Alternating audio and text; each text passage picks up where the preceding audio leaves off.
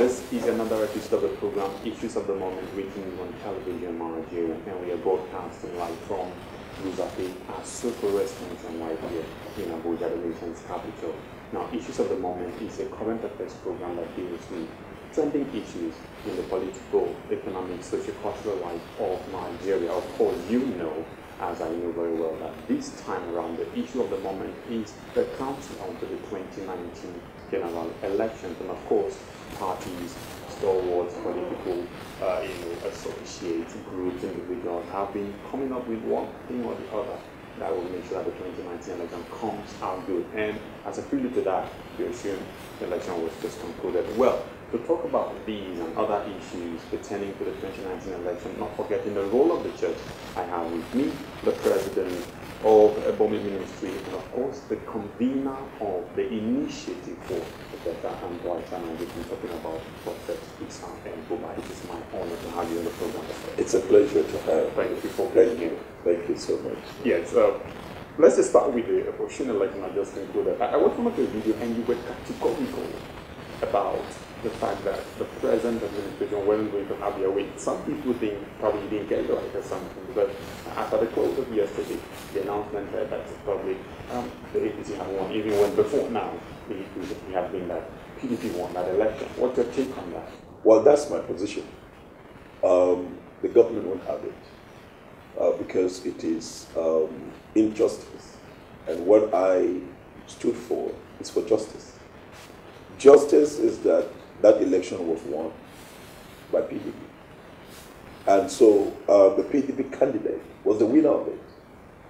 And there was no rationale in any way for that rerun. There was no.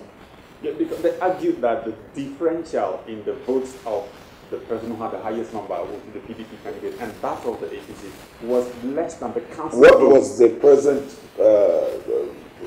vote in terms of the difference? Over just 300 and something. As of this rerun, is 300 and something. Now, somebody won first with 300 and votes. You said no, let's go for a rerun. Then the other party who lost now had more numbers of 300 votes added to him. So he now became the winner by 300 and something votes. I mean, what's the rationale? The first person won the vote with 300, and so he should be declared the winner. Now, if assuming that the present one, the one that was declared as the winner, had 10,000 votes, I would have said, but 300 votes. Again, this person had 300 votes, more than the other one, and he was declared to be the winner. He is the winner of the election. But this is a daytime robbery. This is what the government of the present government, which I call it a wicked, unjust government, is trying to enforce on the Nigerian people. And that's not going to work. That is not going to work in any way. And that's why I'm saying what I said, that the position of who won the election should be given to the person who won it. Look at the statement of the international observers and also the local observers. When the first elections was carried out, what was their position? Good, fair election. But after the rerun, they said this election was marred with so much interest, a lot of manipulation, a lot of resistance, a lot of arrest. So many people were intimidated from going to the polling centers to vote. A lot of people think that Omisho, the candidate of the SDP, was the deciding factor because most of he wasn't the deciding factor. Because he now formed an alliance with the ruling party. It's he not. will form a coalition It's government. not. Because people believe that the stronghold of the rerun, the area to be connected where his strongholds. It's not. Now, list here. He came third. Yeah. With 120-something thousand votes. So he was not a determining factor. He came third. Adeleke or something, the PDP candidate, came first with 530-something thousand votes. In the rerun now, since he formed the alliance with Omisho again, and he formed the alliance with the He formed the alliance with, now forming the alliance, how many votes? With the alliance, with the formation, how many votes? Less than 1,000. Less than 1,000. Forming a coalition, Less than 1,000? No, that's a wrong. What's your message to the people of Osun State? That my position on the people of Osun, they should not accept this report. Now, a lot of people think that you are going too much into politics because of the statement you released, concerning the politics of the nation, vis-a-vis governance and all of that. Being a prophet who is called to ministry, some people are thinking probably there is a deviation somewhere from your original calling as a There's absolutely no deviation. That's the role of the prophet. That's what you read throughout the scriptures. Prophets are always in charge of governance. Throughout the Bible. When Jesus came, he came to do what? To bring justice. He came to set the oppressed free, to open the prison gates to them that are in prison, and to give liberty to people. That's governance. Politics is not about what people define. Politics is a display of power. You either display it positive or negative. Prophet Jeremiah, Prophet Daniel, Prophet Moses, all the prophets throughout the scriptures, their role was that they were playing the role of emancipating people from oppression, from oppressive regime, from a regime that takes the right of the people and deprive the people of what belongs to them. So my position, it's not just that I'm getting into the middle of politics, but the fact is that I'm just playing my role in terms of my office. And that is to see justice. I mean, there's no way. Even if it is with one vote, even if it is with one vote, that this election, the winning candidate, whether it is APC or PDP, if it was one vote, I would still insist. With one vote, he's still a winner. Even if it is with one vote, he's still the winner. So why do we have to complicate issues? The reason why people decided to vote this government into place was they believe that there's going to be fairness, there's going to be justice. These things didn't happen under the watch of authority. Even in some of the things that took place in Ekiti, when Fayemi was contested, it was not as terrible as this. So what we're talking about is, if you tell me you're bringing about a change, that means it's a total departure from the past life you were living. It's just like a Christian now telling you, I'm born again. I was a drunkard, but now I'm born again. I no more drink. I will no more go about clubbing. I will no more sit around with drunkards. That's a total departure from the past. But you can't tell me now you're serving beer to people, and from time to time you take a glass of the beer, and you tell me you're born again. You're not born again. This present government of President Muhammad Buhari is worse than any other government we've ever experienced. But they are not making it sound like that. They are presenting as if it is what do you want? Departure from what do you want them to present to you? Because they say we have locked all loopholes in government. There's no corruption anymore. We have lifted the country out. We're taking the country out of the security situation that was. Are you not a journalist? Of course I am. Are you not a journalist? Do your work, and that is what I'm asking the media guys to do. Do your work. You don't need anybody to tell you. I'm sure you heard about the ADC to the First Lady that is detained. 2.5 billion. 2.5 billion. From where? Of a president that told the world he doesn't have 45 million to buy his nomination form. The same president, his son, was riding a bike that cost over 35 million naira. You talk about the corruption in NNPC. You talk about the corruption in EFCC. The worst corruption is in this government. The worst ever in the history of this country. It's in this government. I was listening to one of your tweets, and you did say New Nigeria is born. Vis-a-vis all of these things you mentioned, how can a new Nigeria be born when you mention all of these things you just said? It's a picture of what I see. I'm not controlled and I'm not driven by these issues. I'm driven by the picture that I see. A new Nigeria is born, and truly a new Nigeria is born. That for a season and a time, Nigerians are waking up to the fact that things are going wrong. That's the fact that things are beginning to change. There is a generation that are beginning to say to themselves, we will not continue to accept this shit. And they're willing to bring about a change and enforce that change. A new Nigeria is born. A new Nigeria is coming out. Don't be taken by the things that presently are rolling themselves. You will see the hand of God. I have seen it. I've seen the new Nigeria, and that is coming through. So I'm speaking what I have seen come into manifestation. And that's why I'm not carried by these games they're playing. I've said this before this time, that they will do everything to make sure that there's no election. They will make sure that if there's an election, they rig it to the maximum they can to perpetuate themselves on the seat of power.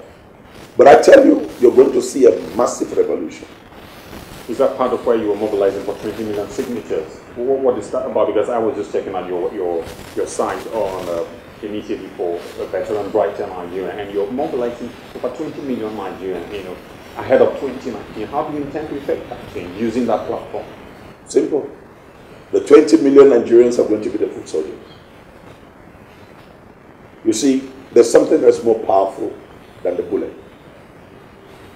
and it is the voice of the people. It's stronger than the strongest bullet. And so I'm putting together, mobilizing 20 million Nigerians of conscience. 20 million Nigerians who know that something must happen. You can't keep going in the same cycle over and over and think that you'll get a different result. We just have to change the direction. We began the journey on the wrong path. And for us to be able to recover it, we must get back on the right track. If it means beginning all over from point one, let's get it right. Not for the sake of us at this particular point in time, but the generations to come. It's not about the election, like I've always said. It is about the future.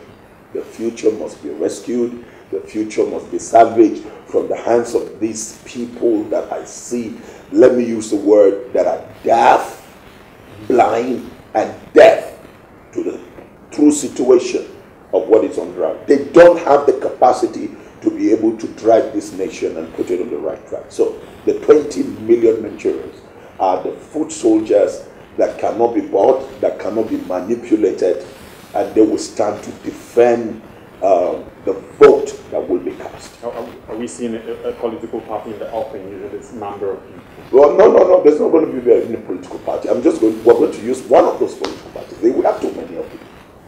We have too many of the political parties. I told you there's no need of re-registering another new one. No. This movement, we will only give the people the direction to know men and women of credibility. I mean, how do you feel? How do you feel when you sit in a class of 10 students and you write an exam?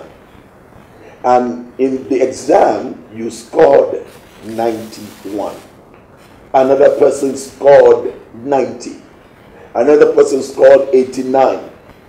And suddenly, the teacher comes around and said, no, we will need to rewrite this exam. And then you wrote the exam. You're the one who won the exam in that class. And suddenly, the teacher comes back to begin to mark. And the marking of some of the answers he was marking, they were not correct.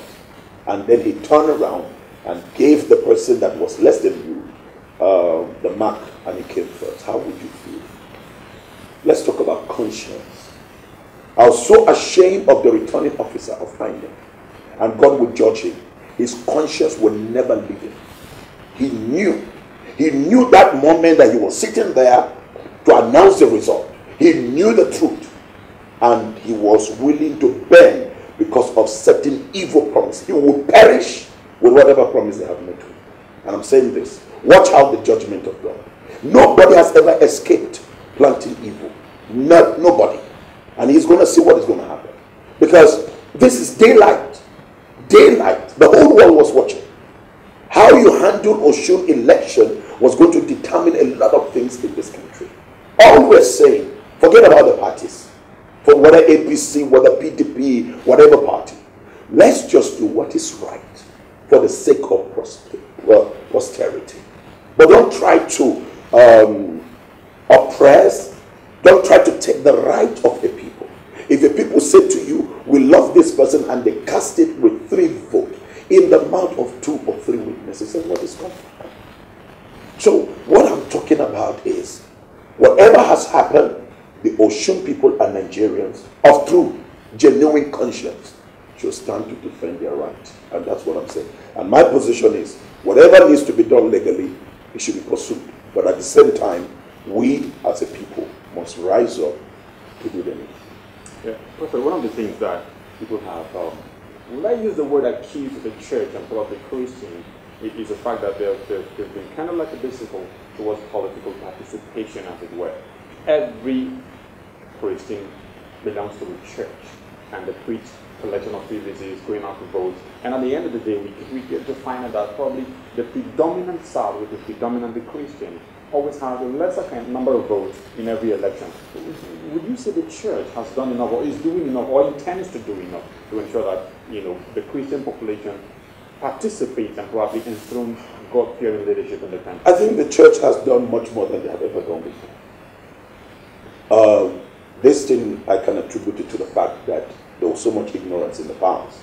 But if you look at it within this period, so many church leaders, arose and spoke into the conscience of all their members. And there was a massive, massive response. Don't forget that in some of the polling units, people were frustrated. People that went to register were frustrated. In some states, INEC officials were frustrating the people that went. People were there. I mean, across the country, I've gotten pictures of people that are lining up. Some of them slept over in order to get their PVC, and they couldn't. But I think on the positive side, we've seen more response, more than ever. It means there's a departure from what it used to be. Even certain church leaders that naturally don't even vote, for the first time, they went to get their PVCs. So I think we have awoken to the reality that we cannot continue to give these things in the hands of the ungodly to continue to lead us. Nigeria is a great country, and sometimes it baffles the minds of the international community. What's wrong with the black skin? That we cannot get things right. Intelligent people, wise people. Just go and see them in Canada, see them in America, see them in Great Britain. They are the engine behind the success of all the great countries, Nigeria. And so why is it that we can't get things right here? So that's what we're talking about, that we just have to put things together. And the response I've seen, is massive. And I think we've done well by the grace of God. And remember that at this stage, we're not just even looking at the church angle alone. We're looking at Nigerians for conscience. Whether you are a Muslim, whether you are a Buddhist, whether you're a Christian, what we're talking about is conscience. Not coming on television and you have a minister that can just give out a blatant lie before the whole world, an aged man like that. But then state the right thing, not for your sake, but for the sake of the generations coming. We can't continue. This is 58 years. A 58-year-old man, if he marries early, he has grandchildren. It's 58 years. 58 years we're still crawling. Can you imagine that 58 years ago is better than 58 years now? So what we're saying is Nigeria can do better and we can salvage it. And so the massive response we've seen from the people who have gone to register for the elections in terms of getting their PVC, I think is encouraging. Now, one of the things that the present government bandies around as its proof of integrity is the fact that the Minister of Finance, former Minister of Finance, was asked to resign on account of the fake NYC. Who asked her to resign? And that presently the APC has disqualified, the Minister of Communications, Shitu, from, contesting election in the state as governor because he doesn't have NYSU certificate or stuff like that. That they are a government that is becoming honest by the day and all of that. What's your response to There's no honesty there. Who asked her to resign? It was the Nigerian. This government did nothing. It was a pressure from the Nigerian people. And I celebrate her because she has a conscience. It is based on her conscience that she decided to step aside. But it was not this government. And if you talk about Shitu thing, it wasn't. It was just the politics, the politicking within the APC. It was not because he is not having the NYC thing. There has been some struggle between himself and Ajimobi, the governor of Oyo State. There have been this infighting. between the two blocks. So it's because of the pressure of that. And of course, the governor is in charge of the machinery, is in charge of the structure. So based on that pressure, that's why the screening committee could not screen him, and they declined from screening. So it's not, there's nothing there. They're just trying to paint something that is not. It's not true. It's just a scuffle between two individuals. Just look at Imo State, between Rochas and his deputy. It's just about politics of individuals who are trying to contest who is more superior than the other. Look at River State, between Amechi and Abe. Is it Abe or something? All right? It's just a struggle of who is in charge, who is in control. There is no fairness. There is no justice. That's why you can hear the party chairman will come out today to tell you, celebrate these people, that he will say they are the best and all of that. Without them, the party cannot be. And if these people defect, tomorrow he comes out and says that these people are wrong and these people are this. So it's not a party of credibility. Well, what does this kind of thing, like especially the screening of those ministers before their confirmation, the Senate screens those people, and they still have lapses like that. What does it tell you about the institution of government, like those kind of organs that do not do it in a very thorough job? Because people are saying they are indicted in this kind of processes like that. That's what we are saying, that we need an overhaul of the whole system. You heard me say very well in one of my broadcasts that the National Assembly will have to do the needful. They must put things right. Were you indirectly calling for impeachment of the president? I have not used the word impeachment, but I said they should do the needful. What's needful in this context? The needful in this context is to make sure that democracy is preserved. Democracy is protected. And then it means that you don't endorse a candidate, whoever it is, for ministerial position, just based on sympathy, sentiments. You should look at facts. You should look at records. You should look at credibility. You should look at character. You should look at the testimony of the individual. And then the mental capacity to be able to drive a system. Can this person deliver? Can this person? And then if you finally pass this person, assuming for screening, and the person passed, and is now confirmed as a minister of whatever, you should be able to monitor out of your committee. Not the committee that will be right, not the committee that each time they go on committee inspection or the oversight function, they are giving certain resources in order to change their testimony. No, the National Assembly, they have a responsibility to make sure that they protect the interests of the voiceless people they represent, and which are the common citizens of this country. So what I'm asking them to do, the needful, is to make sure that if the executive is not doing what is proper, they should invoke the proper law, the proper constitutional laws that empowers them to deal with the executive. Now, in 2019, Nigerians are passionate of having a leader that will turn around the fortunes of this country. Now, what should be those determining characteristics for a given person that will come up as a president? What should Nigerians look out for, in any of the persons that want to become president in order to ensure that the country gets better? The Bible testified to us about their fruit you shall know them. The first thing you need to know is look at the past of the individual, the track record of what this person has been able to do as a person. Number two is ability to be able to create wealth out of nothing. He was able to make things happen. And then the impact he's been able to create in the lives of people. Leadership is all about inspiration. The ability to be able to inspire people to dream bigger dreams and do greater things. That's leadership. So look at the people he's been able to impact, to think big, to do great things. And then you look at the character of this person. This person, what was his past? I'll give you an example. With the present regime, I have no problem. But if Nigerians can just look back into the past record, they would know that these are the antecedents, these are the life, these are the character of this man. So basically it's what is going to replay itself. And that is what is replaying itself right now. So you look at the character of the individual, and then look at the commitment of the person to the rule of law. To the rule of law. Does this person have respect for the ordinary citizen?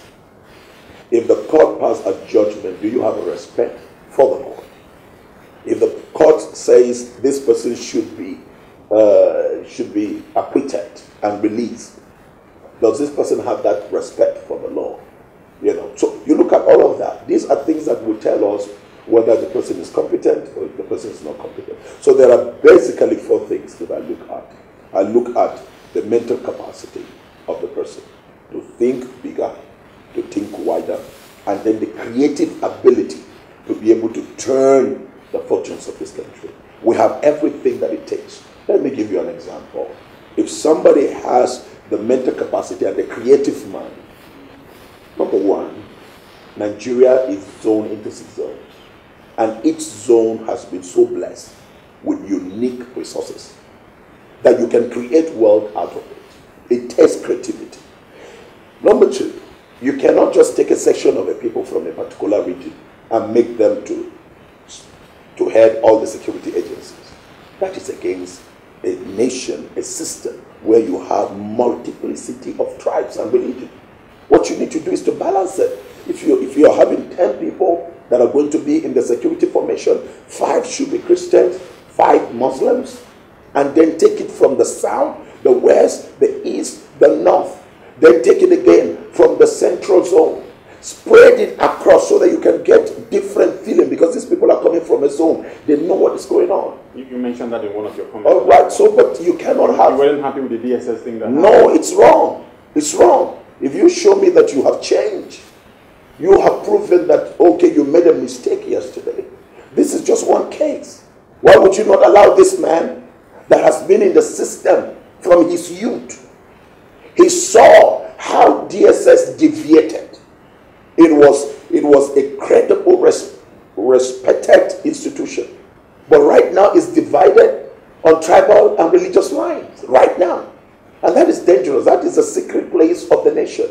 That's the way you have secret information that sustains this country. And right now it's divided in a religious line. Now this person came and said, no, we can't continue this way. Let's be able to put things back into order. And he began so well to begin to restructure within a week. And suddenly you come back and remove the person and replace the person with a northerner.